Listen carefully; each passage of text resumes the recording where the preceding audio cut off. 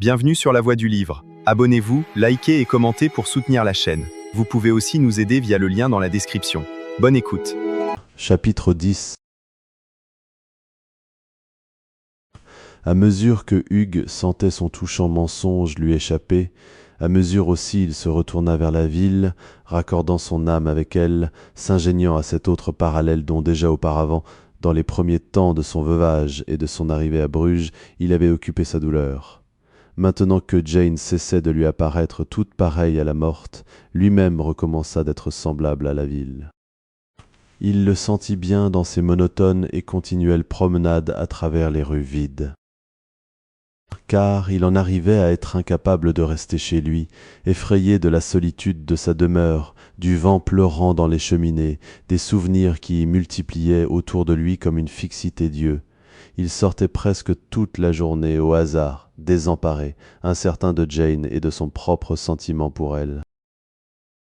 L'aimait-il vraiment ? Et elle-même, quelle indifférence ou quelle trahison dissimulait-elle ? Incertitude lancinante, triste fin des après-midi d'hiver abrégés, brume flottante qui s'agglomère. Il sentait le brouillard contagieux lui entrer dans l'âme aussi, et toutes ses pensées estompées, noyées dans une léthargie grise. Ah, cette Bruges en hiver, le soir. L'influence de la ville sur lui recommençait. Le son de silence venu des canaux immobiles, à qui leur calme vaut la présence de nobles signes, exemple de résignation offert par les quais taciturnes, conseil surtout de piété et d'austérité tombant des hauts clochers de Notre-Dame et de Saint-Sauveur, toujours au bout de la perspective. Il y levait les yeux instinctivement comme pour y chercher un refuge. Mais les tours prenaient en dérision son misérable amour. Elle semblait dire « Regardez-nous, nous ne sommes que de la foi, inégayés, sans sourire de sculpture, avec des allures de citadelle de l'air, nous montons vers Dieu.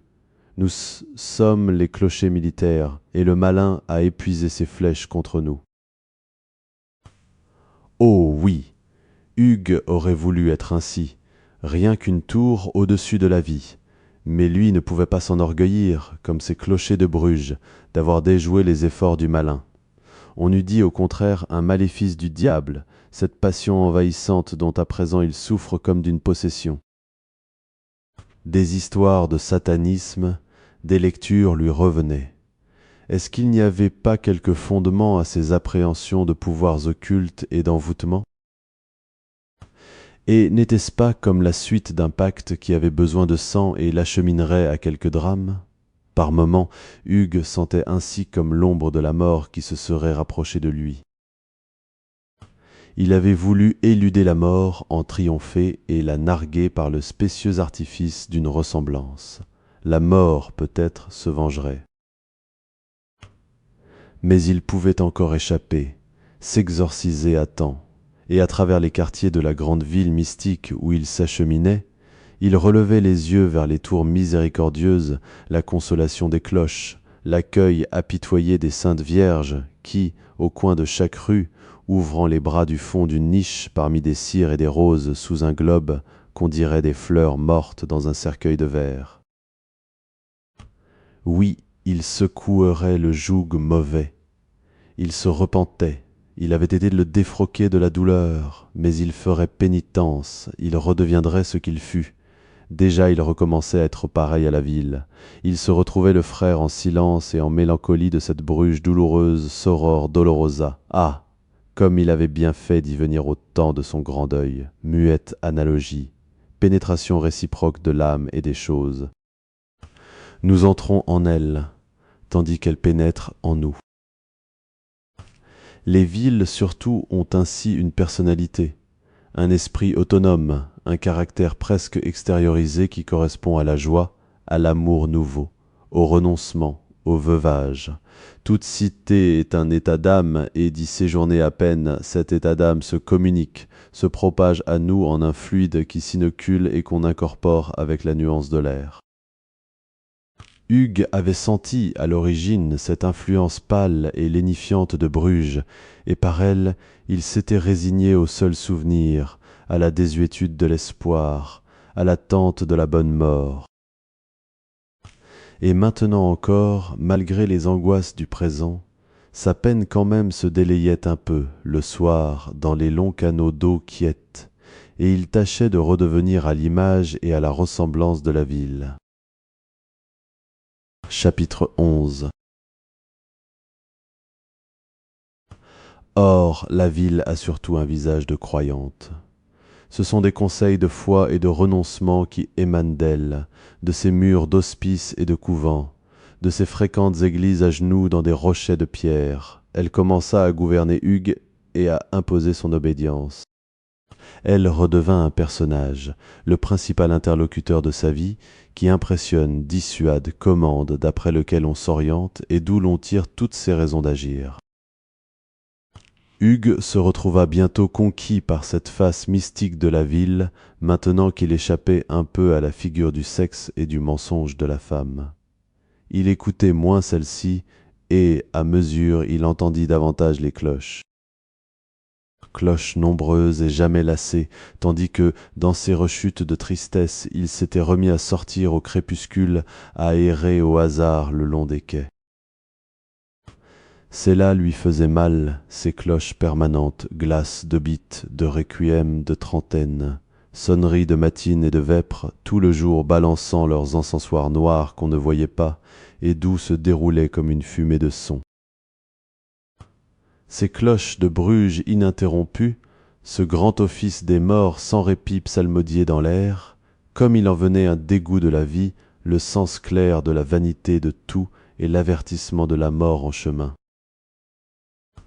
Dans les rues vides où, de loin en loin, un réverbère vivote, quelques silhouettes rares s'espaçaient, des femmes du peuple en longues mantes, ces mantes de drap, noires comme les cloches de bronze oscillant comme elles, et, parallèlement, les cloches et les mantes semblaient cheminer vers les églises en un même itinéraire. Hugues se sentait conseillé insensiblement. Il suivait le sillage. Il était regagné par la ferveur ambiante. La propagande de l'exemple, la volonté latente des choses l'entraînaient à son tour dans le recueillement des vieux temples. Comme à l'origine, il se remit à aimer y faire halte le soir, dans ces nefs de Saint-Sauveur, surtout aux longs marbres noirs, aux jubés emphatiques d'où parfois tombe une musique qui se moire et déferle. Cette musique était vaste, ruisselait des tuyaux sur les dalles. Et c'est elle, eût-on dit, qui noyait, effaçait les inscriptions poussiéreuses sur les pierres tumulaires et les plaques de cuivre dont partout la basilique est semée. On pouvait dire vraiment qu'on y marchait dans la mort. Aussi rien, ni les jardins des vitraux, ni les tableaux merveilleux et sans âge, des Fourbus, des Van Orley, des Erasme Quellin, des Crayères, des Segers aux guirlandes de tulipes jamais fanées, ne pouvaient édulcorer la tristesse tombale du lieu. Et même des triptyques et des retables, Hugues n'envisageait qu'à peine la féerie de couleurs et ce songe éternisé de lointains peintres, pour ne songer qu'avec plus de mélancolie à la mort en voyant, sur les volets, le donateur, main jointe, et la donatrice aux yeux de cornaline, dont rien ne reste que ses portraits. Alors il évoquait de nouveau la morte. Il ne voulait plus penser à la vivante, à cette Jane impure dont il laissait l'image à la porte de l'église. C'est avec la morte qu'il se rêvait aussi agenouillé autour de Dieu, comme les pieux donateurs de naguère. Hugues aimait encore, en ses crises de mysticisme, à aller s'ensevelir dans le silence de la petite chapelle de Jérusalem. C'est là surtout que se dirigeaient, au couchant, les femmes en mante. Il entrait après elles. Les nefs étaient basses, une sorte de crypte. Tout au fond, dans cette chapelle édifiée pour l'adoration des plaies du Sauveur, un Christ grandeur nature, un Christ au tombeau, livide sous un linceul de fine dentelle. Les femmes en mante allumaient de petits cierges, puis s'éloignaient à pas glissants. Et les cires saignaient un peu. On aurait dit, dans cette ombre, que c'étaient les stigmates de Jésus, se rouvrant, se reprenant à couler pour laver les fautes de ceux qui venaient là.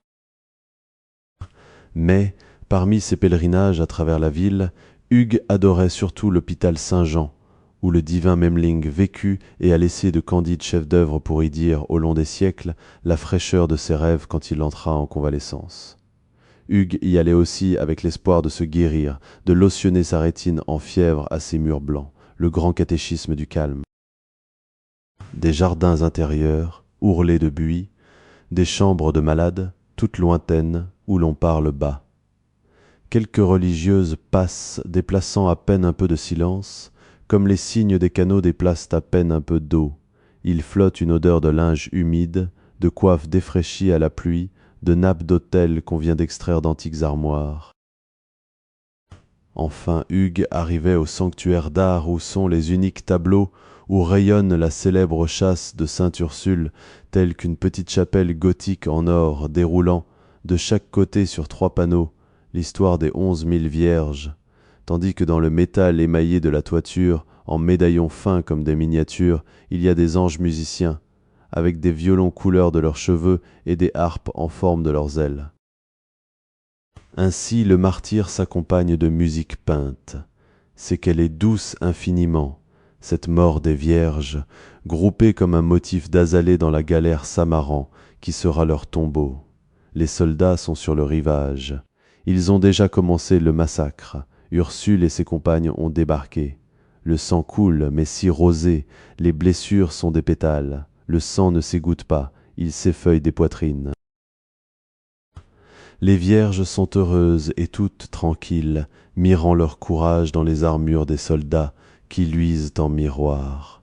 Et l'arc d'où la mort vient, lui-même leur paraît doux comme le croissant de la lune. Par ses fines subtilités. L'artiste avait exprimé que l'agonie, pour les vierges pleines de foi, n'était qu'une transsubstantiation, une épreuve acceptée en faveur de la joie très prochaine. Voilà pourquoi la paix, qui régnait déjà en elles, se propageait jusqu'au paysage, l'emplissait de leur âme comme projetée. Minute transitoire. C'est moins la tuerie que déjà l'apothéose. Les gouttes de sang commencent à se durcifier en rubis pour des diadèmes éternels, et sur la terre arrosée, le ciel s'ouvre, sa lumière est visible, elle empiète. Angélique compréhension du martyre, paradisiaque vision d'un peintre aussi pieux que génial. Hugues s'émouvait. Il songeait à la fois de ces grands artistes de Flandre, qui nous laissèrent ces tableaux vraiment votifs, eux qui peignaient comme on prie. Ainsi de tous ces spectacles, les œuvres d'art, les orfèvreries, les architectures, les maisons aux airs de cloître, les pignons en forme de mitre, les rues ornées de madones, le vent rempli de cloches, affluait vers Hugues un exemple de piété et d'austérité, la contagion d'un catholicisme induré dans l'air et dans les pierres. En même temps, sa petite enfance, toute dévote, lui revenait, et, avec elle, une nostalgie d'innocence. Il se sentait un peu coupable vis-à-vis de Dieu, autant que vis-à-vis de la morte. La notion du péché réapparaissait, émergeait. Depuis un soir de dimanche, surtout qu'entré au hasard dans la cathédrale, pour le salut et pour les orgues, il avait assisté à la fin d'un sermon. Le prêtre prêchait sur la mort, et quel autre sujet choisir que celui-là, dans la ville morne, où de lui-même il s'offre, s'impose et seul fait monter autour de la chair sa vigne au raisin noir, jusqu'à la main du prédicateur qui n'a qu'à les cueillir. De quoi parler, sinon de ce qui est là partout dans l'atmosphère, la mort inévitable. Et quelle autre pensée approfondir que celle de son âme à sauver, qui est ici le souci essentiel et l'affre permanente des consciences. Or le prêtre discourant sur la mort, la bonne mort qui n'était qu'un passage, et sur la réunion des âmes sauvées en Dieu, parla aussi du péché qui était le péril, le péché mortel, c'est-à-dire celui qui fait de la mort la vraie mort, sans délivrance ni recouvrance d'être cher. Hugues écoutait, non sans un petit émoi, près d'un pilier. La grande église était ténébreuse, à peine éclairée de quelques lampes, de quelques cierges. Les fidèles se fusionnaient en une masse noire, presque incorporée par l'ombre. Il lui semblait qu'il était seul, que le prêtre se tournait vers lui, s'adressait à lui. Par un jeu du hasard ou de son imagination impressionnée, c'était comme son cas que la parole anonyme débattait. Oui, il était en état de péché. Il avait eu beau se leurrer sur son coupable amour et invoquer vis-à-vis de lui-même cette justification de la ressemblance. Il accomplissait l'œuvre de chair, il faisait ce que l'Église a toujours éprouvé le plus sévèrement. Il vivait en une sorte de concubinage. Or, si la religion dit vrai, si les chrétiens sauvés se retrouvent, il ne reverrait jamais, lui, la regrettée et la sainte, pour ne point l'avoir exclusivement désirée. La mort ne ferait qu'éterniser l'absence, consacrer une séparation qu'il avait crue temporaire. Après, comme maintenant, il vivra loin d'elle, et ce sera vraiment son supplice éternel de toujours s'en souvenir en vain. Hugues sortit de l'église dans un trouble infini, et depuis ce jour-là, l'idée du péché tourna en lui, tournoya, enfonça son clou. Il aurait bien voulu s'en délivrer, être absous. La pensée de se confesser lui vint pour atténuer le désemparement, le chavirement d'âme où il glissait. Mais il fallait se repentir, changer de vie, et malgré les griefs, les peines quotidiennes, il ne se sentait plus la force de quitter Jane et de recommencer à être seul. Pourtant la ville, avec son visage de croyante, reprochait, insistait. Elle opposait le modèle de sa propre chasteté, de sa foi sévère. Et les cloches étaient de connivence, tandis que maintenant il errait tous les soirs dans une angoisse accrue, avec la souffrance de l'amour de Jane, le regret de la morte, la peur de son péché et de la damnation possible. Les cloches persuadaient, d'abord amicales, de bons conseils, mais bientôt inapitoyées, le gourmandant, visible et sensible pour ainsi dire autour de lui, comme les corneilles autour des tours, le bousculant, lui entrant dans la tête, le violant et le violentant pour lui ôter son misérable amour, pour lui arracher son péché. Chapitre 12. Hugues souffrait. De jour en jour, les dissemblances s'accentuaient. Même au physique, il ne lui était plus possible de s'illusionner encore. Le visage de Jane avait pris une certaine dureté, en même temps qu'une fatigue, un pli sous les yeux qui jetait comme une ombre sur la nacre toujours pareille, et la pupille de jet. La fantaisie aussi lui était revenue, comme au temps de sa vie de théâtre, de se velouter de poudre les joues, de se carminer la bouche, de se noircir les sourcils. Hugues avait essayé en vain de la dissuader de ce maquillage, si en désaccord avec le naturel et chaste visage dont il se souvenait. Jane raillait, ironique, dure, emportée. Mentalement, il se remémorait alors la douceur de la morte, son humeur égale, ses paroles d'une noblesse si tendre comme effeuillées de sa bouche. 10 années de vie commune sans une querelle, sans un de ces mots noirs qui montent comme la vase du fond remué d'une âme. Les différences entre les deux femmes se précisaient maintenant chaque jour davantage. Oh non, la morte n'était pas ainsi. Cette évidence le navra, supprimant ce qui avait été l'excuse d'une aventure dont il commençait à voir la misère. Une gêne, presque une honte l'envahit. Il n'osait plus songer à celle qu'il avait tant pleurée et vis-à-vis de laquelle il commençait à se sentir coupable. Dans les salons où s'éternisent des souvenirs d'elle, il n'allait plus qu'à peine, troublé, confus devant le regard de ses portraits. Un regard, eût-on dit, qui reproche. Et la chevelure continuait à reposer dans la boîte de verre, presque délaissée, où la poussière accumulait sa petite cendre grise. Plus que jamais, il se sentait l'âme toute molle et désemparée, sortant, rentrant, sortant encore, chassé pour ainsi dire de sa demeure à celle de Jane, attiré à son visage quand il en était loin, et pris de regrets, de remords, de mépris de lui-même quand il se retrouvait auprès d'elle. Son ménage aussi allait à la débandade, plus rien de ponctuel, d'organisé. Il donnait des ordres, puis les changeait, contremandait ses repas. La vieille barbe ne savait plus comment régler sa besogne, s'approvisionner. Triste, inquiète, elle priait Dieu pour son maître, sachant la cause. Car souvent on apportait des notes, des factures acquittées, réclamant des sommes importantes pour les achats faits par cette femme. Barbe, qui les recevait en l'absence de son maître, demeurait stupéfaite, d'incessantes toilettes, des colifichets, des bijoux ruineux, toutes sortes d'objets qu'elle obtenait à crédit, usant et abusant du nom de son amant dans les magasins de la ville où elle achetait sans cesse, avec une prodigalité qui rit de la dépense. Hugues cédait à tous ses caprices. Pourtant, elle ne lui en sut aucun gré. De plus en plus, elle multipliait ses sorties, s'absentant parfois une journée entière et le soir aussi, ajournant les rendez-vous pris avec Hugues, lui écrivant des billets hâtifs. Maintenant, elle prétendait avoir noué quelques relations. Elle avait des amis. Est-ce qu'elle pouvait toujours vivre seule ainsi? À un autre moment, elle lui annonça que sa sœur était malade, une sœur qui habitait l'île et dont elle ne lui avait jamais parlé. Il lui faudrait aller la voir. Elle resta absente quelques jours. Quand elle revint, les mêmes manèges recommencèrent. Vie éparse, absence, sortie, va-et-vient d'éventail, flux et reflux où l'existence de Hugues se trouvait suspendue. À la longue, il conçut quelques soupçons. Il l'épia, alla, le soir, rôder autour de sa demeure, fantôme nocturne dans cette bruges endormie. Il connut le guet dissimulé, les haltes haletantes, les coups de sonnette brefs dont la titillation meurt dans les corridors qui se taisent, la veille en plein vent jusque tard dans la nuit devant une fenêtre éclairée, écran du store où passe en ombre chinoise une silhouette qu'on croit à chaque seconde voir apparaître double.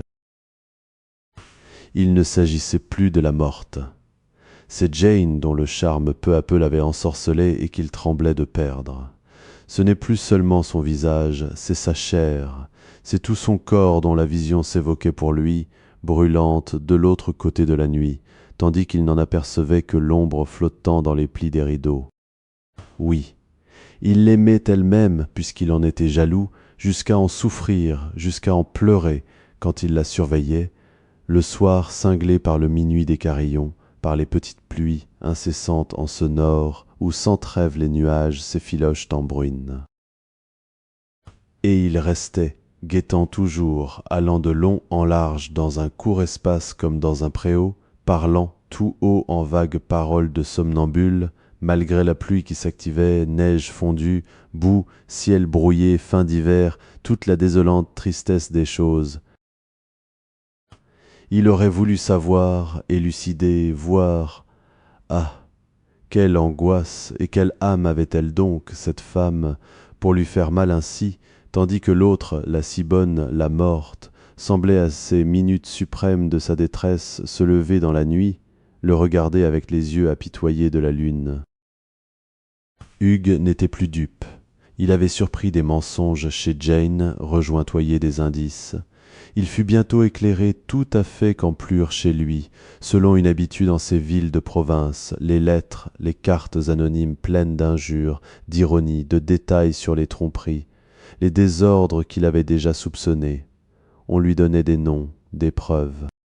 Voilà l'aboutissement de cette liaison avec une femme de rencontre où une cause, si avouable au début, l'avait entraîné. Quant à elle, il romprait. Voilà tout. Mais comment remédier à la déchéance vis-à-vis de lui-même, à son deuil tombé dans le ridicule, à cette chose sacrée qu'était son culte et son sincère désespoir devenu la risée publique? Hugues s'affligea. Jane aussi était finie pour lui. C'est comme si la morte mourait une seconde fois. Ah, tout ce qu'il avait déjà enduré de cette femme fantasque, trompeuse. Il alla chez elle un dernier soir pour se délivrer, dans l'adieu, du poids de douleur accumulé en son âme à cause d'elle.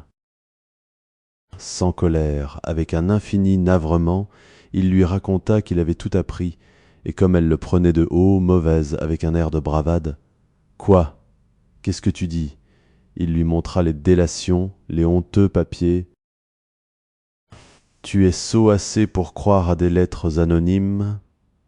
Et elle se mit à rire d'un rire cruel, découvrant ses dents blanches, des dents faites pour des proies.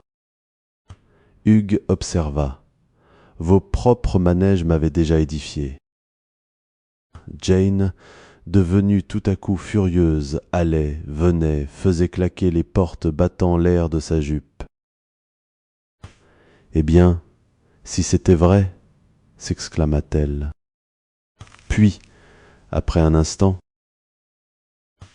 D'ailleurs, j'en ai assez de vivre ici. Je vais partir. » Hugues, tandis qu'elle parlait, l'avait regardée. Dans la clarté de la lampe, il revit son clair visage, ses prunelles noires, ses cheveux d'un or faux et teint, faux comme son cœur et son amour. Non, ce n'était plus à la figure de la morte, mais, frémissante en ce peignoir où sa gorge haletait, c'était bien la femme qui l'avait étreinte, et, quand il l'entendit s'écrier « Je vais partir !» toute son âme chavira, se retourna vers un infini d'ombre. Cette solennelle minute, il sentit qu'après les illusions du mirage et de la ressemblance, il l'avait aimée aussi avec ses sens, passion tardive, triste octobre qu'enfièvre un hasard de roses remontantes.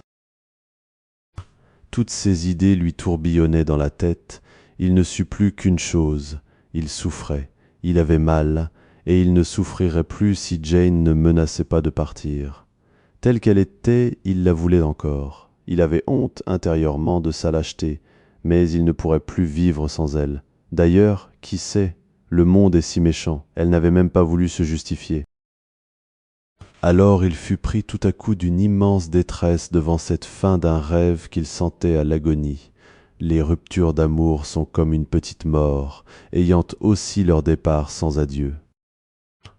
Mais ce n'est pas seulement la séparation d'avec Jane, ni le bris du miroir au reflet qui le navrait le plus à ce moment, il éprouvait surtout une épouvante de songer qu'il était menacé de se retrouver seul face à face avec la ville, sans plus personne entre la ville et lui.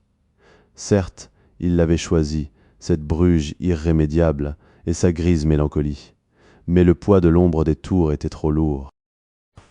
Et Jane l'avait habitué à en sentir l'ombre arrêtée par elle sur son âme. Maintenant, il la subirait toute. Il allait se retrouver seul, en proie aux cloches. Plus seul, comme dans un second veuvage, la ville aussi lui paraîtrait plus morte. Hugues, affolé, s'élança vers Jane, saisit sa main et supplia « Reste, reste, j'étais fou !» La voix molle, mouillée à des larmes, eût-on dit, comme s'il avait pleuré en dedans. Ce soir-là, en s'en retournant au long des quais, il se sentit inquiet, dans l'appréhension d'on ne sait quel péril. Des idées funèbres l'assaillirent, la morte le hanta, elle semblait revenue, flottait au loin, emmaillotée en linceul dans le brouillard. Hugues se jugea plus que jamais en faute vis-à-vis d'elle. Soudain, un vent s'éleva, les peupliers du bord se plaignirent.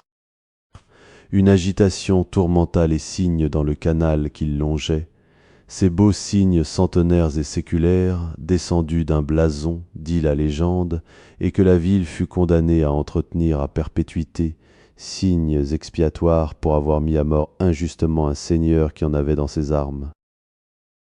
Or les cygnes, si calmes et blancs d'ordinaire, s'effarèrent, éraillant la moire du canal, impressionnables, fiévreux, autour d'un des leurs qui battait des ailes et s'y appuyant, se lever sur l'eau comme un malade s'agite, veut sortir de son lit.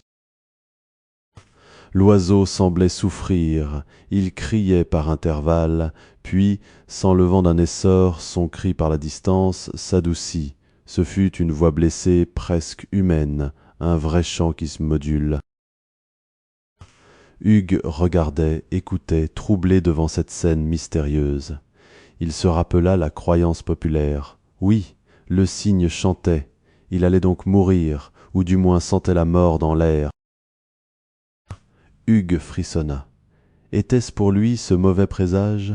La cruelle scène avec Jane, sa menace de partir, ne l'avait que trop préparé à ces noirs pressentiments. Qu'est-ce qui doit de nouveau finir en lui? Pour quel deuil ces crêpes de la nuit superstitieuse? De quoi va-t-il encore une fois être veuf?